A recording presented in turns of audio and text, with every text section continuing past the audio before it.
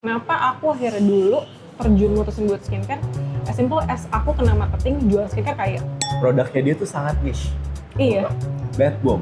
iya. Siapa orang yang beli bath bomb di mana kebanyakan orang masih mandi pakai gayung gitu kan. Orang bakal lihat tuh setelah lihat bungkusnya. Jadi mau aku jadi mentor kamu? Mau banget! Oke, Ulfa, selamat datang. di Halo. Beda Saja. Salam Halo. kenal. Iya, salam kenal. Thank you loh udah mau aku ajakin dinner bareng malam ini. Oke, aku juga thank you banget bisa datang ke sini. Jadi konsepnya kita akan ngobrol hari ini dan sambil kita ngomongin soal bisnis kamu. Aku mulai bisnis Ladola itu dari tahun 2020 Agustus, tapi sebenarnya aku udah nge-R&D itu dari 2018. In the middle of COVID. Iya, betul. In the middle of COVID. Aku mulai running kita brand akhirnya jualan itu di 2020. Sebelumnya, kita jualan skincare package dengan pricing itu kalau nggak salah 400 sampai 600.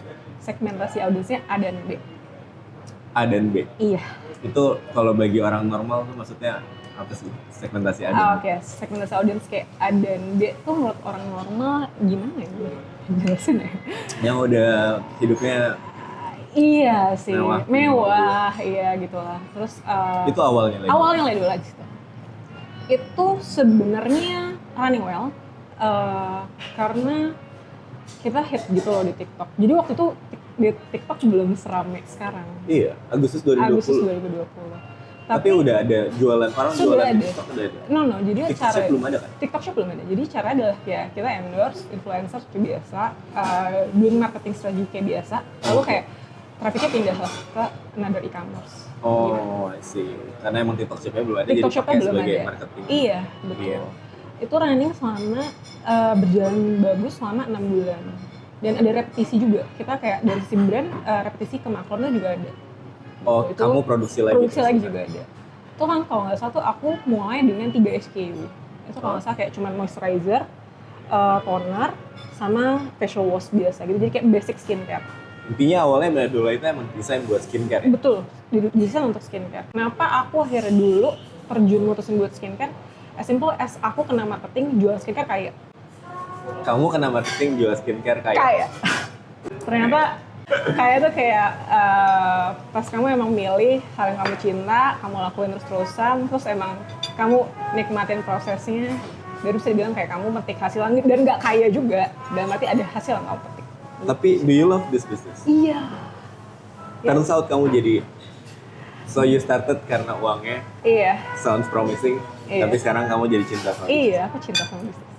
Aku suka kayak ngerjain R&D yang kayak berbulan-bulan, terus kayak gagal, terus kayak buat lagi, gagal, buat lagi, gagal, buat lagi. Sampai kayak akhirnya jadi sesuatu. Oke. Oh ya, Oke. anyway, please feel free sambil makan, Oke. sambil Thank ngobrol. you. Oke. Nah itu channel penjualan terbesar kamu itu dari mana? Sekarang kebagi 3 sih kondisinya. Kebagi 3. Penjualannya ya? Iya. Ada yang ibaratnya masuk ke GT juga, ada yang ke MT juga. GT, MT? GT MT, terusnya juga sama di online e-commerce. GT, MT sih. itu kayak berarti sosiola gitu ya? Aku baru di KKV 1. Baru KKV? Iya, aku baru di KKV. Aku lebih banyak memperbanyak MT-nya sih sebenarnya jatuhnya. Kayak toko. Kebalik, sorry. Aku lebih banyak memperbanyak GT-nya. MT-nya baru di KKV 1. Oke, aku kelupaan tadi. Oke. Hero produk kamu apa? Aku jualan masker bubuk Salmon DNA. Yang Masker salah satu bubuk? hero produk. Iya. Salmon DNA. Salmon DNA, atau Iya. salmonella. Jadi DNA salmon. iya, DNA Salmon. Jadi DNA Salmon itu kita akhirnya kenapa sih yang dijual itu masker bubuk? Kan sebelumnya aku jualan produk tuh pricing-nya lumayan ya. Pricing-nya lumayan dari 400 ke 600. Terus aku tuh punya purpose kepengen semua orang sebenarnya nyobain produk aku. Karena kan aku seneng banget ngelakuin R&D nih. Kayak kalau pricing-nya segitu kan akhirnya nggak masuk untuk semua kalangan, ya kan. Akhirnya kita cari cara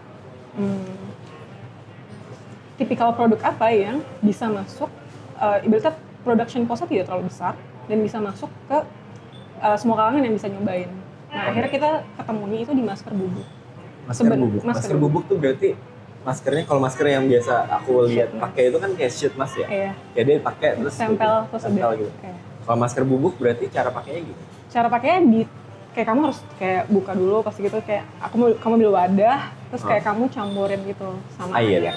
Bisa air atau kayak aku sebenarnya juga punya another produk untuk nyampurinnya. Oh, ada campurannya. Iya, ada campurannya juga. Oh. Tapi sebenarnya pakai air pun ya udah oke. Terus kayak kamu aduk sampai jadi pasta, terus kamu baurin ke muka kamu kayak diemin 15 sampai 30 menit. Kayak kamu clay bilas. mask gitu ya? Iya, betul. Sebenarnya itu clay mask. Satu produk berarti satu kali pakai? Enggak sih, karena memang aku juga menyadari audiens di Indonesia ini agak sedikit price sensitif, dimana pengennya juga nggak cuma sekali pakai terus udah dan gitu. Akhirnya kita buat dalam satu kemasan itu bisa dipakai 3-5 kali. Siapa customer kamu dan kenapa mereka beli Ledola? Oke, customer Iya, aku bener bilangnya Ledola. Lediola sih sebenarnya. Lediola. Oh, artinya apa sih? Jadi Le itu tuh kalau nggak salah kepemilikan perempuan. Terus Le, Ola itu dari bahasa Arab, artinya perempuan. Terus dulu tuh sebenarnya ada D, terus dipetik gitu. Ada D apostrophe gitu? Iya, betul. Itu aku terinspirasi dari D. Luffy. One Piece. Oh, keren Malik and D Enggak, Luffy One Piece. Iya, itu sih kayak dia kan ceritanya kayak ngelawan elit dunia gitu, jadi kayak ceritanya cewek-cewek yang tangguh gitu. Cewek-cewek tangguh siap lawan elit dunia ya. Agak absurd ya, arti gitu. Terus jadi sebenarnya Ledola itu, tapi dari awal, dan sebelum kita switching pun, kita punya purpose kayak jual superfood. Superfood? Iya. For skin? Iya. Superfood buat, makanya kamu bilang di bio-nya nutrisi untuk kulit? Iya, betul. Kenapa superfood? Karena menurut kita, yang butuh makan yang nggak cuma tubuh kamu, tapi kulit kamu juga butuh makan. Jadi berarti customer kamu adalah orang-orang yang ngerasa atau kamu edukasi? Iya, yang orang-orang yang kita edukasi kalau misalkan emang kulit itu juga butuh nutrisi gitu. Dengan pricing yang sebenarnya semua orang bisa menjangkau. Kalau gambarin satu orang aja ke aku, kayak customer kamu, misalnya namanya siapa, dia tinggal di mana, biar aku kebayang orangnya tuh siapa sih. Misalkan customer aku namanya Ayu. Ayu tinggal di Sidoarjo. Dia baru lulus kuliah. Dia dapat uang jajannya dari mama papanya. Oke. Gitu. Dan dia beli itu sebagai bagian dari ya udah skincare-nya. Iya, skincare. Jadi kenapa kita juga masker? Karena menurut aku kayak masker itu kayak early entry saat orang pengen coba skincare. Si Ayu ini nemu Ledola dari mana? Dari FYP. Dari FYP TikTok. Iya. Oke, berarti kamu sering banget berapa kali FYP di TikTok? Iya. Sampai akhirnya Ayu ketemu sama brand kamu. Betul. Jadi salah satu penjualan paling besar dari TikTok Shop dong? Saat ini enggak sih? Enggak juga? Enggak juga. Berapa persen kalau boleh tahu yang di KKV, yang online? Yang MT, GT, sama online ya. Bisa dibilang sih online e-commerce ya kita sebutnya. Itu sepertiga. KKV tuh mungkin mostly sih rata-rata larinya sekarang ke GT-nya sih. Oh, malah ke GT-nya? Iya, ke GT-nya juga sih. Karena mungkin emang kita juga nge-educate GT-nya. Jadi kita nggak mau ibaratnya kayak sama reseller sama distributor, kita hanya jadi brand yang kayak tumbuh sendiri gitu loh. Tapi kita juga kayak ngebantu mereka dari sisi marketingnya. Oke. Aku sih udah kayaknya ngira-ngira nih challenge-nya apa aja, masalah-masalahnya apa aja. Jadi aku rasa berarti kamu ada 2 tantangannya. Pertama, gimana profitability-nya baik. Kedua, gimana revenue stream-nya naik. Betul. Jadi nggak cuma naikin revenue stream, naikin revenue, tapi kamu harus naikin profitability juga. Berarti, Ulfa, hari ini, sambil makan dong yuk. Oke. Hari ini, kita akan bahas gimana caranya kita punya strategi untuk 2 hal tadi. Pertama, gimana naikin profitability kamu supaya bisa 30%. Kedua, biar arah diskusinya lebih tajam, gimana di tahun depan kamu bisa punya penjualan bulanan yang stabil di 1 miliar sebulan. Nggak muluk-muluk lah kayaknya. Iya. Berarti itu cukup realistis. Realistis. Berarti intinya kalau di dinner project tuh artinya berarti next dinner kita harus udah sampai target yang kita bahas di dinner kali ini. Seneng banget. Jadi kita bahas ya. Pertama, Kamu ngerasa secara internal atau secara eksternal apa sih masalah utama yang kayak menahan kamu untuk Oke. growing? Growing. Sebenarnya growing ini tertahan waktu itu adalah di fase tahun 2020 ke 2023. Karena kita 3 tahun pertama. bukan. Jadi tuh kita tuh kayak ngeriset awal gitu loh Kak di tahun 2022. Oke. 2022 awal itu kan emang ada produk baru yang si masker. Jadi kayak pivotnya itu di 2022 Januari itu loh. Itu yang udah mulai masker.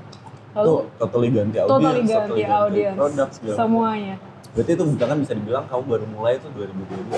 Sebenarnya sih. Jadi 2020 akhir ke 2021 itu kayak gagalnya gitu loh. Itu challenge-nya apa? Kenapa pas pivot kayak gitu? Apa yang menurut kamu jadi tantangan terbesar buat lo? Kan berarti sekarang audiensnya udah banyak banget tuh. Enggak juga sih sebenarnya dibandingin punya kamu. Banyak lah. Enggak, maksudnya belum. market yang kamu incar itu banyak banget di Indonesia. Iya sih, bisa jadi ya. Jadi Gak tuh bisa jadi ya, banyak banget. jadi tuh Karena gini, aku harus cerita salah satu bisnis yang aku invest. Kamu tahu ada Maimi. tahu. Produknya dia tuh sangat niche. Iya. Bath bomb. Iya. Siapa orang yang beli bath bomb di mana kebanyakan orang masih mandi pakai gayung gitu kan. Bath bomb ini dia bisa jual sampai 500 sampai 1 M satu bulan. Jadi kalau misalnya bath bomb yang se-niche itu bisa kejual segitu dan itu bahkan belum cap-nya mentok. Aku rasa skincare dan produk yang kamu punya yang aku aja bukan main audiensnya dan aku tertarik mendengarnya, kayaknya harusnya lebih gede dari itu demand marketnya. Jadi kamu harus percaya dulu gimana marketnya segede itu. Segede itu.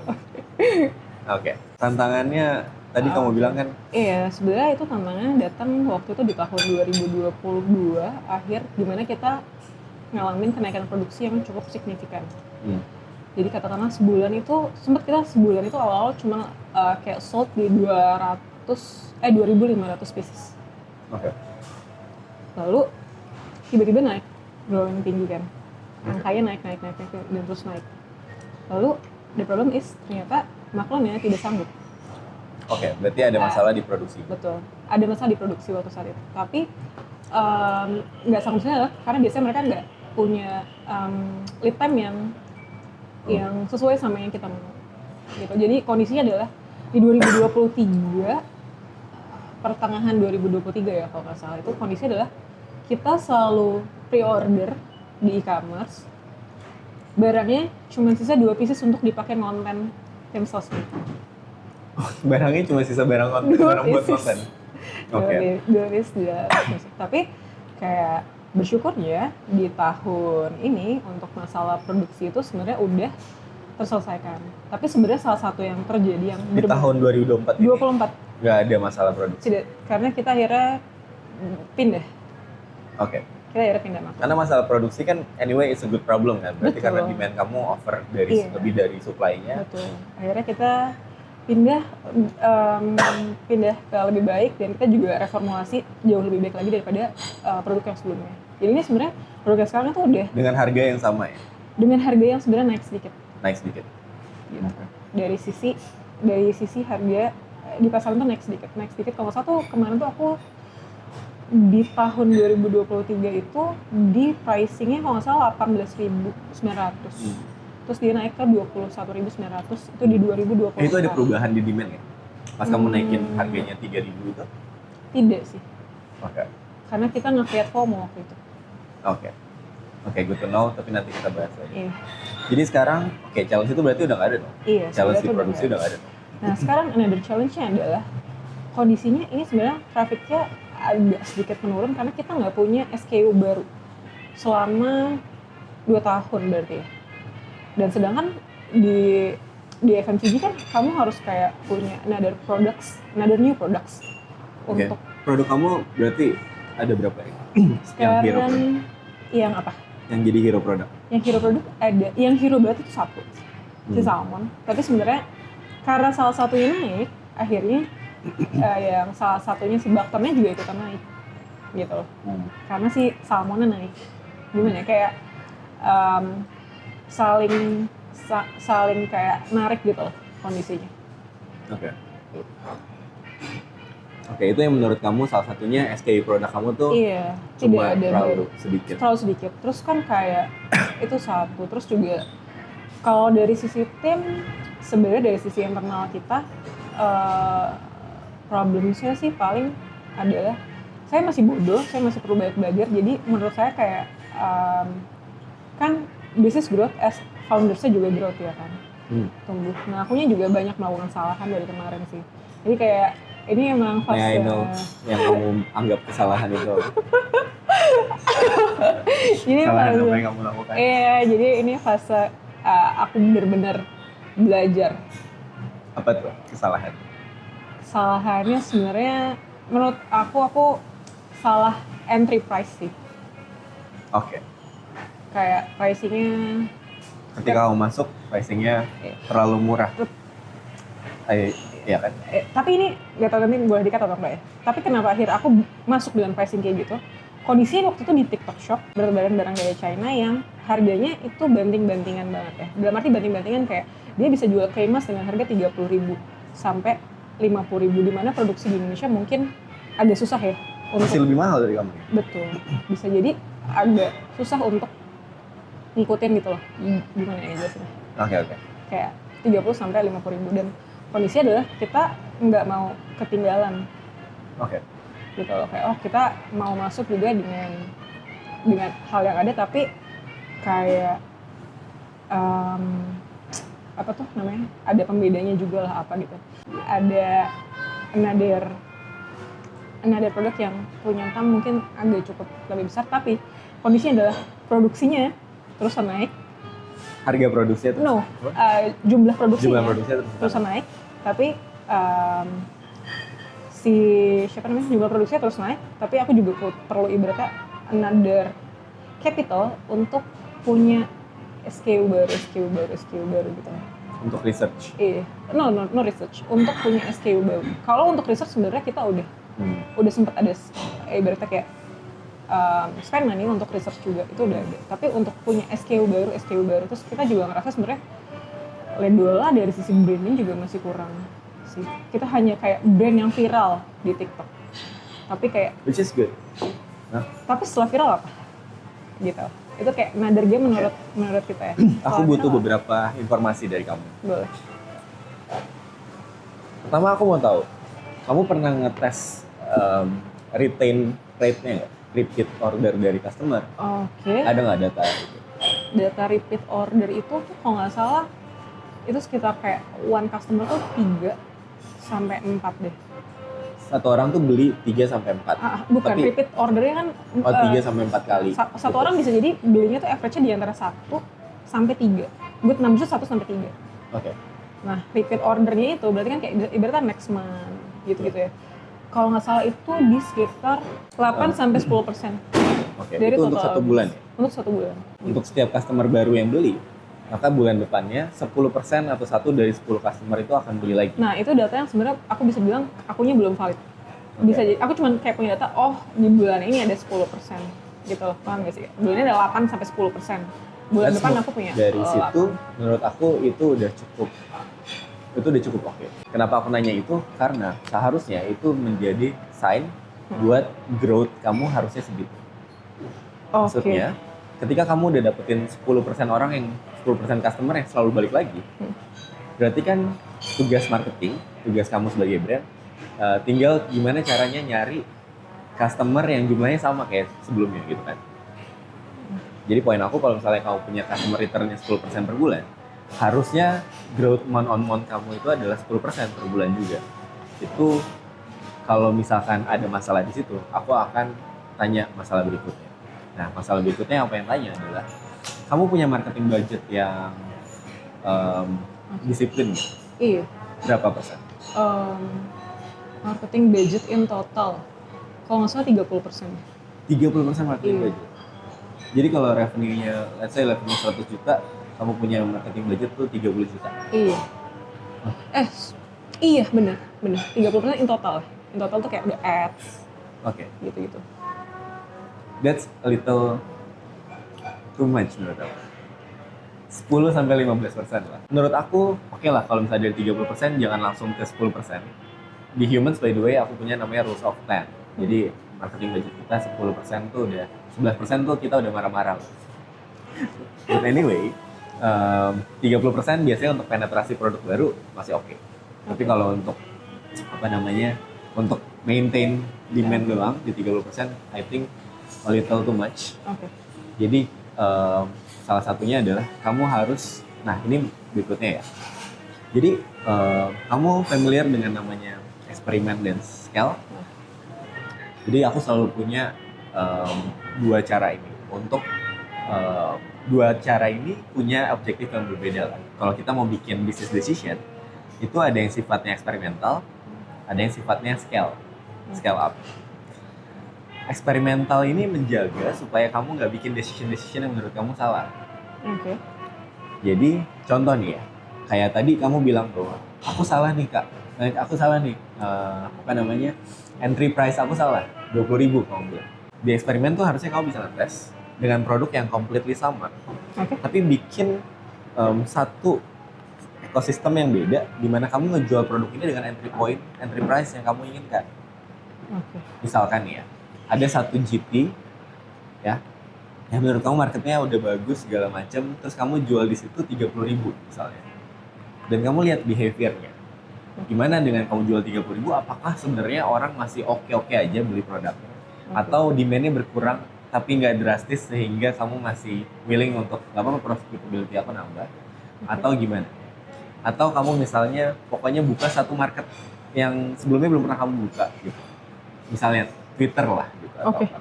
Dengan mungkin packagingnya bedain dikit atau segala macam supaya nggak ngeganggu yang lain. Intinya kamu harus eksklusif kalau eksperimen, jangan ngeganggu yang lain, jangan ngeganggu sistem yang udah ada. Ganti packagingnya dikit atau kasih namanya beda dikit atau kasih apalah something else yang different gitu ya. Terus kamu jual dengan price point yang kamu rasa bisa naikin profitability-nya. It's a different brand? Doesn't have to. Nggak apa-apa in the same brand. Karena anyway, orang itu nggak terlalu kayak yang expose sama kamu di KKV, itu mungkin nggak ke-expose sama kamu di Twitter atau di mana. Yang penting gap marketnya agak sedikit lebih jauh aja, nggak terlalu sebelah-sebelahan gitu. Tapi intinya, supaya kamu ngelakuin business decision yang nggak langsung gegabah gitu. Kalau kamu gegabah kan kayak kamu langsung, semuanya ganti harganya 30.000. Tiba-tiba nggak ada yang beli gitu kan. Itu bahaya kan? Iya. Tapi ketika kamu ngelakuin itu, eksperimen, terus kamu ngelihat ternyata orang oke aja beli dengan harga 30.000. Oh, pelan-pelan kamu bisa terapin, bisa apply ke larger sistem yang kamu punya. Mungkin ke Shopee dulu, mungkin nanti ke TikTok, baru kemana. Baru itu eksperimen kamu scale namanya. Nah, itu juga yang aku rasa kamu perlu cari tahu untuk marketing kamu. Karena marketing 30% berarti it's a little bit, gak little bit ya, it's too much menurut aku. Jadi cari berbagai macam eksperimen marketing yang harus kreatif nih mikirnya.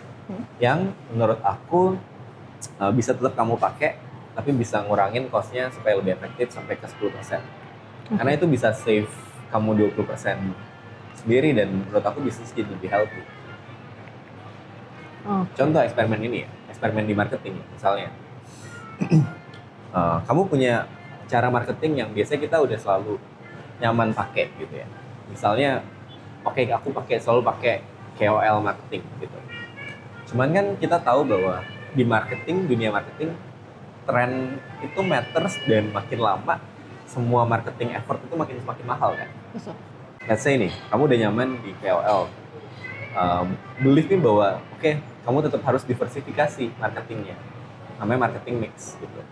Misalnya contoh ya, tadi KOL marketing kita ngomongin let's say 5 juta itu sekarang mungkin kalau ke KOL dapatlah 1 kali atau 3 kali story misalnya, upload story, atau 1 kali bikin konten di TikTok misalnya. Tapi kamu harus ngelihat opsi-opsi lain sebagai businessman. 5 juta tuh kamu bisa ngapain? Dengan budget 5 juta misalnya, mungkin aja kamu bisa bikin let's say kayak 10 kilo dari nama produknya yang beda sama Salmon DNA Glowing Mask. Salmon DNA Glowing Mask. Mungkin kamu bisa bikin raw materialnya 10 kilo. terus kamu jadiin sampel kecil-kecil, not for sale, untuk kemudian itu jadi kayak berapa puluh ribu pieces, terus kamu bisa bagiin ke anak-anak kampus atau kuliahan sebagai sampel. Harganya sama tuh, 5 juta. Tapi yang satu mungkin lebih impactful daripada yang lainnya. Oke. Dan ketika mereka kayak udah suka sama produknya, mereka bisa convert. Kamu bisa hitung kayak berapa persen convertibility-nya gitu kan. Jadi kalau misalkan itu works, eksperimennya, udah kamu bisa pelan-pelan nge-scale eksperimen itu. Oh berarti nextnya aku bisa cari kampus-kampus lain yang bisa kerjasama sama Ledola nih, gitu-gitu. Nah kamu akan dapetin diversifikasi marketingnya jadi lebih luas. Jadi kamu nggak cuma punya satu sumber orang tahu siapa tuh namanya Ayu. Iya, Ayu. Ayu nggak cuma tahu dari FYP TikTok, tapi bisa aja ada Ayu lainnya yang nemu Ledola itu dari touch point yang lainnya. I see. Jadi yang tadi pertama menurut aku eksperimen dan scale. Yang harus kamu eksperimen dan scale itu adalah si price point ya. Karena aku nggak tahu honestly apakah produk kamu cukup bagus untuk kamu juga ngelihat kayak misalnya kalau misalnya di angka 30.000 naik 30% tuh apakah orang tetap akan beli. Kamu juga bisa coba, ini bentuknya semuanya eksperimental ya. Betul. Karena anyway kita harus nyoba banyak hal. Betul. Kamu juga bisa coba pricing flexibility-nya tuh kayak gimana. Gimana tuh maksudnya? Jadi, flexibility. Kira-kira apa namanya? Ketika orang udah suka sama Ledola, udah pakai si Ayu ini udah pakai. Itu kan biasanya kalau brand tuh punya yang namanya brand loyalty. Okay. Jadi ketika dia udah suka sama satu produk nih, untuk dia pindah tuh biasanya nggak semudah itu. Oke, itu sebenarnya cukup rendah sih di kita. Jadi ya, let's say kayak retentionnya ya 3 bulan udah. Jadi 3 bulan kita kenapa akhirnya bisnis marketing ini, karena 3 bulan ibaratnya kita harus cari akuisisi another customer gitu, another new customer. Paham nggak sih ya maksudnya? Bentar, kalau dia udah 3 bulan berarti dia udah nggak pakai Ledola. Iya, bisa jadi nggak pakai, atau bisa jadi mungkin akan pakai tapi ya kayak nanti setelah hilang berapa bulan dulu. Jadi kayak ibaratnya 3 bulan kita harus cari another new customer gitu loh. Oke. Itu valid. Kamu ngeliat bahwa Iya. setiap customer udah 3 bulan biasanya dia nggak balik lagi. Udah. Menurut aku sih bisa di situ sih. Entah mungkin karena karakteristik si audiensnya sendiri, atau kayak karena kan pasti audiens aku sama audiens kamu tuh beda banget ya. Ledola ini jika di minimarket adanya di rak kasir paling depan. Add-on. Iya.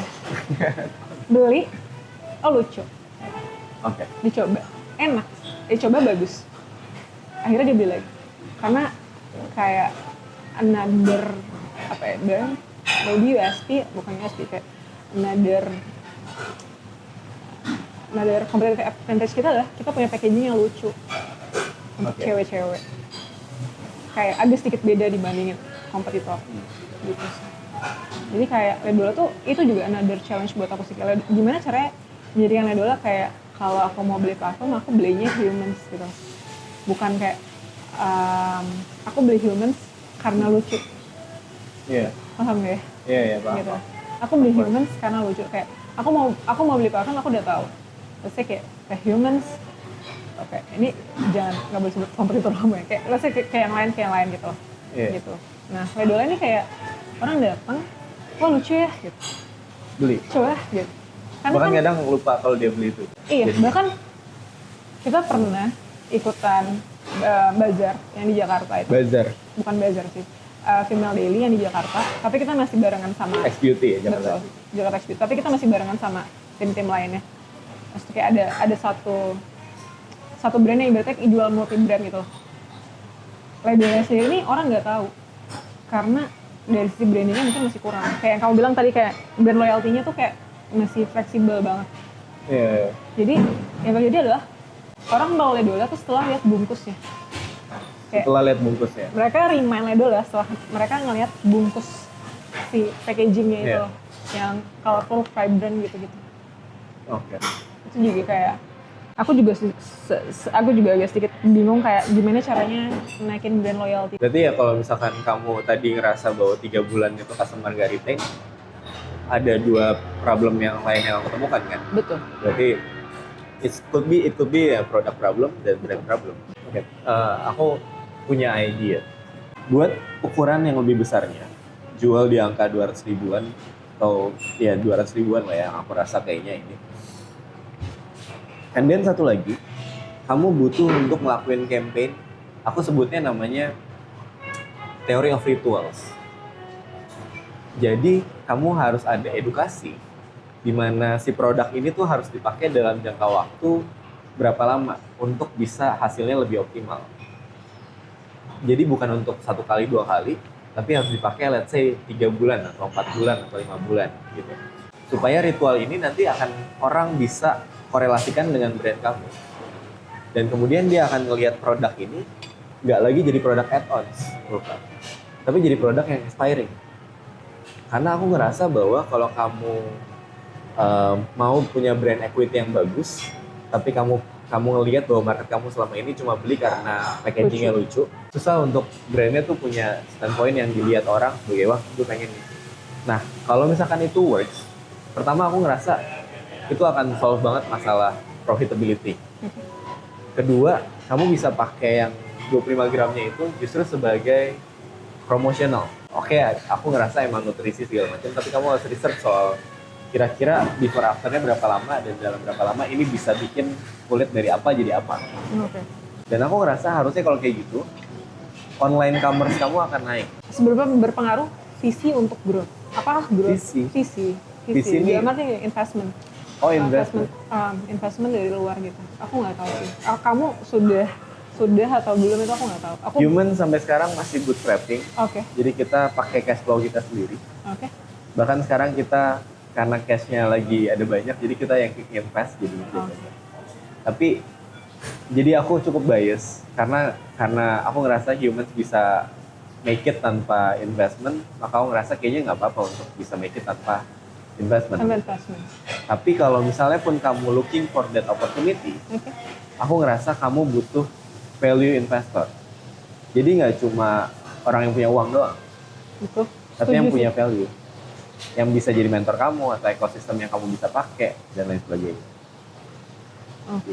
Tapi ya ibaratnya growth ya nggak cuma tentang investment, kita dapat investment gitu. Iya, tapi kalau visi, Hah. I don't think I recommend visi. Karena ya aku nggak tahu ya, ini kan balik lagi Betul. apa namanya sendiri. Tapi kalau visi itu it can kill the brand karena growth-nya akan dipaksa banget kan. Iya. Kayak kamu dapat 20 miliar, habisin dalam setahun gitu kan. Kan gamenya kayak gitu kan. Terus kayak kamu habisinnya gimana caranya? Yang penting harus habis gitu. Supaya bisa round berikutnya. Tapi menurut aku nggak sehat kan jadi. Intinya sebenarnya mostly permasalahannya adalah tentang marketing. Salah satunya tentang marketing, tadi kan marketing kan Iya. nyambung ke semuanya Iya, kan. bisa bener. Ke produk kayak ke segala macam Betul, kayak betul. brandnya. Tapi kalau misalkan dengan strategi yang aku offer tadi, Hah. I don't think kamu butuh uang sebanyak itu, butuh investment sebanyak itu. Iya. Kamu lebih butuh mentor untuk eksekusinya kayak gimana. Karena ya aku tahu hitung-hitungannya kira-kira berapa. Iya sih. Karena iya benar. Kenapa butuh mentor? Karena rasanya setiap jalan tuh kayak ketemunya jalan buntu. Iya. So aku bingung kayak, oke ini gimana? Apakah aku harus panjat itu jalan buntu kayak terus kayak kita coba another way kayak ketemu tetap jalan buntu lagi. Kayak tapi ya kita nggak stop di jalan buntu itu, ibaratnya kayak kita coba cari lagi gimana. Iya. Gitu sih. Jadi mau aku jadi mentor kamu? Mau banget. Aduh, aku pengen nangis nih Kak. Makanya aku lumayan interested karena menurut aku problemnya nggak sulit untuk kita bisa coba, tapi emang harus dieksekusi dengan baik. Jadi kalau kamu juga interested, next kita ketemu lagi, mungkin di belakang lah ya. Kita ngomongin secara detail eksekusi ide-ide yang tadi itu kayak gimana. Aku pengen orang bisa ngelihat Ledola growing setelah dari dinner project ini dengan ide-ide yang tadinya cuma ide doang, tapi bisa tereksekusi dan ya hopefully bisa make it, bisa work sesuai dengan apa yang kita pikirkan. Next time ada di dinner project lagi, kita ngebahas success story-nya kamu ya. Oke? Thank you. So Ulfa, I think that's all. Thank you udah mau having dinner sama aku, udah ngobrolin, ceritain Ledola ke aku. I really hope apa yang kita bahas malam ini gak cuma jadi obrolan malam ini doang, tapi benar-benar ide yang bakal kamu eksekusi ke depannya. Dan biar kamu tambah semangat, aku ada humans yang baru buat kamu. Wah, terima kasih. Terima kasih, humans. Aku Sama-sama. sebenarnya juga ada sesuatu buat kalian. Kamu Jadi bawa? kayak, aku bawa Oh, sesuatu. kamu bawa produk kamu? Aku bawa produk Ledola? aku, iya. Oh, Kayak- mana? Mungkin kayak nanti kamu bisa coba di rumah gitu kayak. Oh, ini kayak ini salmon. Ini apa? Kamu date. belum ceritain ini? Oke, ini sebenarnya kayak bisa kamu pakai untuk campurin masker. Oh, yang tadi kamu bilang campuran Iya, maskernya? betul. Oh, ini masker aku ada 3 variasi. Gitu, Pak. Makasih. Si Buckthorn sama. Iya, sebabkan ada cica sama ada salmon yang. Oke. Berarti kita harus ngelihat Ledola produk yang ini harus jadi besar banget dalam tahun depan setelah dinner ini selesai. Amin, terima kasih. Thank you, Ulfa. Thank So see you at the next dinner. See you. Bye-bye. Thank you. Thank you for watching this video. Kalau kalian punya feedback atau saran atau kritik atau apapun, lo bisa komen di bawah ini. Dan kalau lo mau reservasi untuk the dinner project berikutnya, lo juga bisa klik link di bawah ini. See you on the next dinner project.